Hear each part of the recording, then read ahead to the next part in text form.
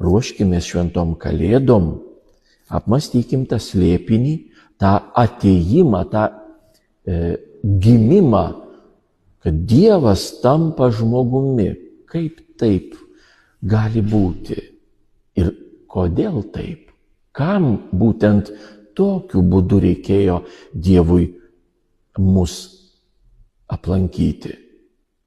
Kodėl ne kitaip? Kodėl būtent taip? Kaip vienas iš tokių atsakymų arba nuorodų yra tose žodžiuose, nes jis išgelbės savo tautą iš nuodėmių. Jis tampa žmogumi. Perima visą, kas yra mūsų, tik išmeta nuodėmę.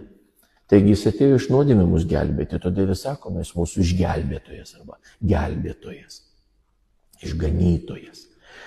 Iš nuodėmių.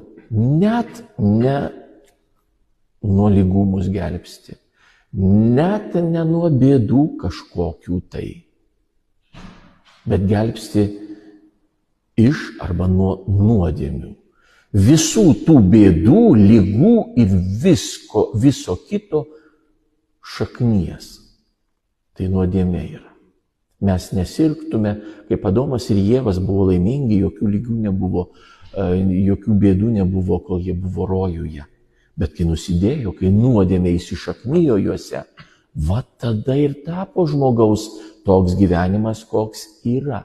Taigi Dievas suteikė mums galimybę tas nuodėmės šaknis išrauti, nebeturėti jų, nebesutikti su jomis. Ir tada, kada nėra šito šaknis, taip mes grįžtume į Adomo ir Ievos būseną iki nuodėmės.